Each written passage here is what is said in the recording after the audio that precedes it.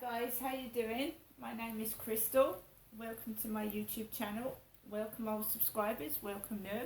If you like my videos, please press the like button and please do subscribe. How is everyone this lovely morning? Right. So Alexa, what's the time, please? Alexa, the time, please. It's 11:30 a.m. Right, guys. So about 10:30ish, I took Max out for a walk by myself. The weather is cold outside, so I have my coat on and my bobble hat. It's freezing. I certainly didn't have shorts on. It's very, very cold. So I took Max out for a walk around the Rochester Riverside, and people walking dogs, the usual. Walking dogs. And I looked on the river and I walked towards the co-op, and then I walked onto the field where an old couple, they do it nearly every day. This really old couple, he's a tall chap, she's smaller than him. They walk around, it's lovely, walking around the field together every morning. I normally see them because I go out at about the same time as them. And they every day they walk together. It's so nice to see a long-standing couple walking together around the field. Old, you know, they've been together for years. You can tell, and they love each other. I love that when you see an old couple walk around the field together, and you know, they've been together for years and they love each other till death do us part. They've stayed together. It's really, really lovely. I love it. And when they sit down and they're holding hands and they're about 80 and they're eating their sandwiches together, it's so nice. Unfortunately, my marriage broke up, and you have to come to terms with the fact. You shouldn't be punished for it. Those people that are in marriages right now and you love each other and you're going to stay together and you and the kids are happy, that's fine, that's wonderful, that's great. But if you're in a marriage that's abusive and you're suffering domestic violence, then it's okay to leave. There's no point in staying with somebody for years and you're being abused, and you have to get out of that marriage. So I have no blame, I don't feel guilty, I'm glad what I did to get out, and I wouldn't go back. And you know, you have to move on, which I did in 2008, and get on with the rest of my life. It's no good the other partner holding a grudge, getting upset, keep saying, oh, we would have been so many years together. Well, we would have if you hadn't committed domestic violence on me, wouldn't we? We would still be together if I hadn't suffered domestic violence. So don't put the blame on me. You've got to take some of that blame on yourself. Maybe we were both at fault. It didn't work out. I'm not going to keep battering myself down because I did the right thing. Okay, that's out the way.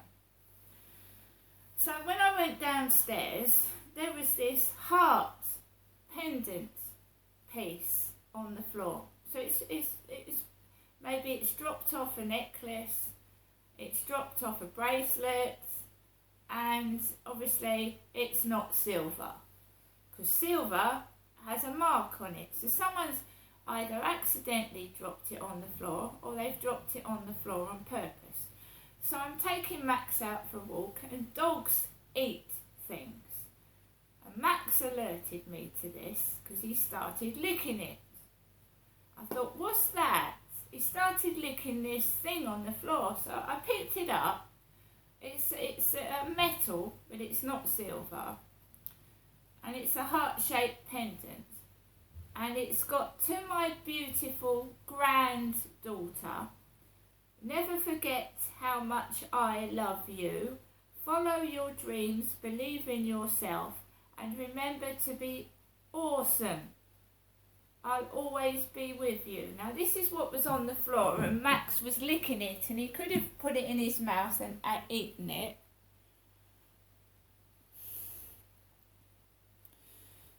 Do you see the letters UGH in it? And it was on the floor this way round, that way round. I picked it up because animals and children put things in their mouths. And that'd be nasty if someone swallowed that, wouldn't it?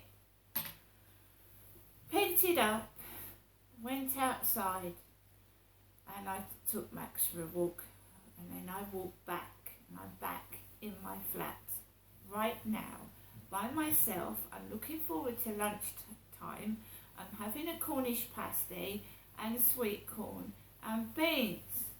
And I'm just in my flat by myself, and that's what I'm going to eat, right? The things that I've been through and other women have been through, you don't want to rush into sordid sex.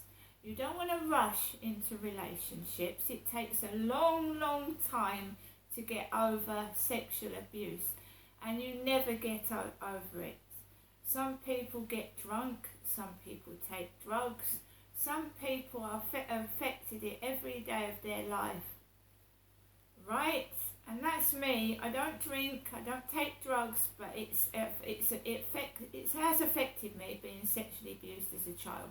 It has. Every day of my life, I'm unsure of myself, I'm unsure of people, I'm afraid of them. Not in a scaredy cat way, but social phobia. I just am always on the edge that someone's going to do something nasty to me. In a workplace, in a shop, outside, because I've been battered and mistreated. I've been in 2 women's refuges. I'm not a liar. I've got records of being in a women's refuge in Seaford. I've got documents to show that I was in a women's refuge. I've got documents to show I was in a women's refuge in Gloucestershire for 6 months. I've got paperwork saying that I went to shelter because the accommodations I were given were substandard and dangerous, and I went to shelter to help get me out of them. I've got paperwork where it's got Jenny all over it. They were calling me Jenny. I've got evidence of what they did. I've got loads of it. Because I keep getting, "You're a liar, you're a liar, you're a liar." I'm not a liar. I'm telling the truth. Right? I've got evidence of where I went to school. Because every school you went to has got a record, especially every secondary school. I'm 54. I'm sure the best friend I went to school with is still alive.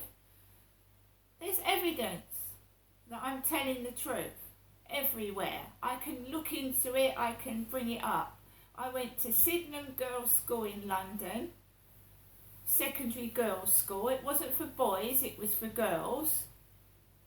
I went to a mixed primary school called St Michael's and All Angels in Sydenham. People would have remembered my mum because she used to wear really striking makeup and really bright dyed hair. There's someone out there that must have remembered the way my mum used to dress and look. With a mascara, her eyeliner, a great big orange foundation and her orange hair and her brown hair. So my mum has been like she is for ages.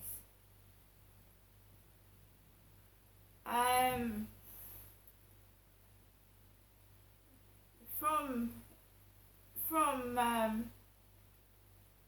Sydenham, my dad moved in my year of exams when I was 16 to Chatham in Kent because that was the only way he could afford to buy a house. He got a mortgage for £17,000. He got a full mortgage from Sydenham in London because he owed the council rent. So he ran off to Chatham in Kent, got a fully mortgaged house, and that's why we moved to Kent in the middle of my exams from London. So all my school friends were up in London. Everything was up in London, and he just rushed off to Chatham in Kent because the housing was cheap and unsafe. There was things wrong with the house. The garden was subsiding, but he needed to move. He owed rent, so he managed to get a cheap mortgage in Chatham. So my mum moved from all the people she knew. I moved from all the people I knew. And my sister started school at All Saints Primary School, Amanda did. Amanda went to school in Kent, but I never did. I didn't. I finished my schooling in London with my dad driving me up from Chatham to London to do my exams. So my sister went to primary school and secondary school down here in Chatham. I didn't. And I didn't manage to make many friends because I was an older teenager and I just couldn't get on with the people down here. I was taken the mickey out of on the corner of the street. I was called Pizza Face because I had acne when I started my first job. I had milk bottles thrown at me, and I don't know why this was all going on at all.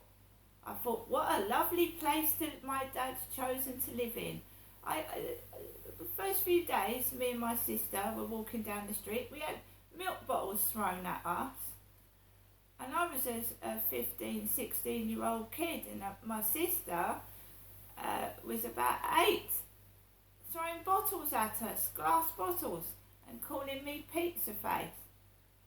Because there's a picture on my Facebook with me and my sister when I was 15, 16. Although I had spots, I still had a nice face, funnily enough. And when I got my first job, I put highlights in my hair, and you can see the bits of blonde. We were being victimised and bullied, me and my sister, for no reason at all. I just want to know why. There must have been a reason. There must have been a reason. Everywhere my dad went, we got attacked and things thrown at us. Why? So I'm sat in my flat. I'm gonna cook my dinner. I've taken Max out for a walk.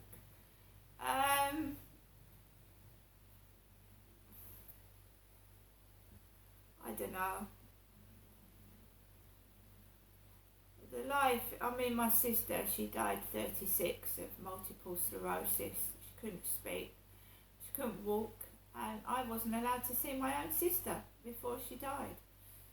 I didn't see my brother, I didn't meet my brother, and everything's so isolated, and it feels like you're in a world of your own.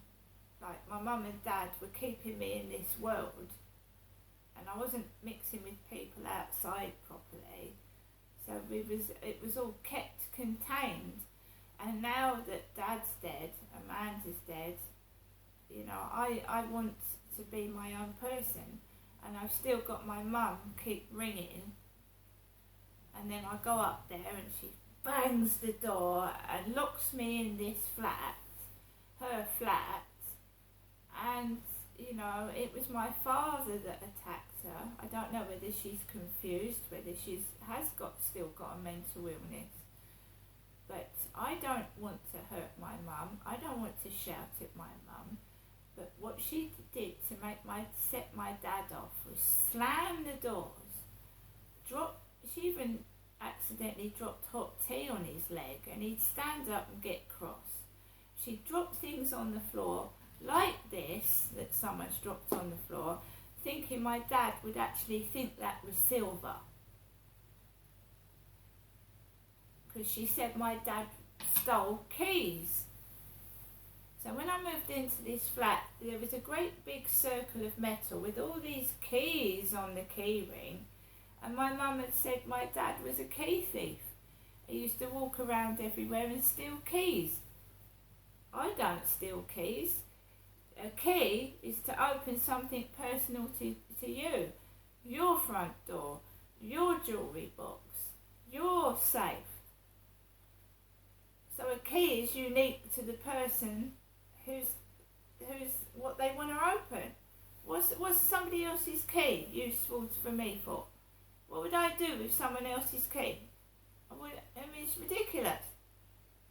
So my mum's, I don't know whether she is confused, but I fucking hate Derek. I don't steal things. I don't go around hitting people. I don't lose my temper. So when I get in there and the door slams and rattles off the hinges, I told her, I said, Mum, there is no need to slam the door as bad as that. You will get the door off the hinges. You'll crack the surrounding of the door and it'll fall out. You hit the door that loud, that fucking sharp, the door will come away from the edge.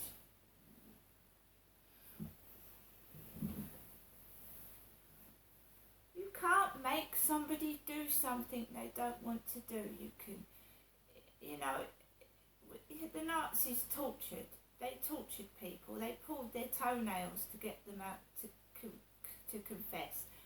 They pulled teeth out to make people confess to something they hadn't done. But that is torture. So, am I saying my mother's torturing me? Am I?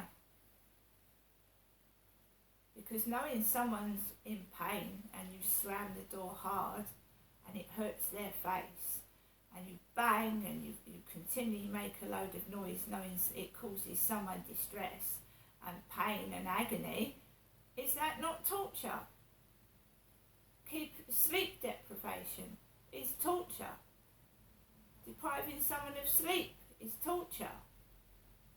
Bullying is torture. You're ugly, you're ugly, you're ugly, you're fat, you're fat, you're fat. Go kill yourself, you fat ugly fucker. I mean, you continually say that to someone over a period of a week and they've got nobody to talk to and they feel miserable and depressed. What's that going to do? You're ugly, you're fat, go kill yourself, you cunt.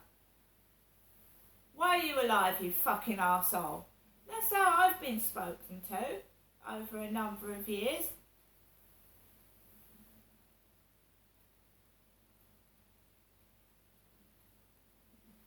When I first went on the internet, I had it. I hope your mother dies of AIDS. Random, for no reason, when AIDS was prolific back in early 2000s, wasn't it? God, I hope your mother dies of AIDS, someone said to me. For absolutely no reason, I was being nice to them. And that time I had a conversation with Trevor for an hour. This guy from Gillingham calls me up off a dating site and he for a whole hour we have a conversation and we arrange to meet. And he says, you're really nice, Crystal, I really like you. And then he talks to me like that for 2 days. And then on the third day of talking to him, I don't know whether it was a made up voice, because you could get voice changers. It could have been someone that knew me.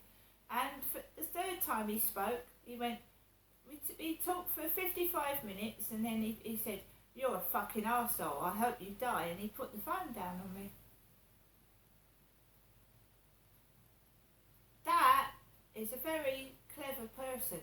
That is a person that thinks, right, I've got this person's confidence, I've been friendly with this person, I've got to know them, and I've made them feel good, and now I'm going to make them feel like they want to kill themselves. Very, very, very, someone involved with the mind, someone's mind, upsetting them, getting their confidence up, making them feel good, then knocking them down to the fucking ground and making them feel awful. And I called the police up and I told them what this guy had done, and you know what, all I got was 2 days later on an unknown number, this is Kent Police. I went, yeah, okay. I went, is that Crystal? I went, yeah. I went, Is your door bolted? Why is that? I just want to know if your door's bolted. Do you feel safe, do you? Yeah, I've got a bolt on my door and a lock. I've got 3 actually. Right. And then the phone went down. Whether that was the real police or it wasn't, I don't fucking know. But they were threatening me. Because I complained about this guy called Trevor. Fucking her doing that to me over the phone. I got told, make sure you're in your flat safe with the doors locked. Anyway, guys, I'm going to get on with the rest of my day. I have to keep myself to myself. I don't trust anybody. I've got everything bar company. And my mother, yeah, she's my mum, but it's painful. Painful sitting and watch someone deteriorate and get obsessed, jealous and cruel. It's upsetting. And you can't stifle somebody, you can't suffocate them, you can't hide the truth, however much you try. See you later.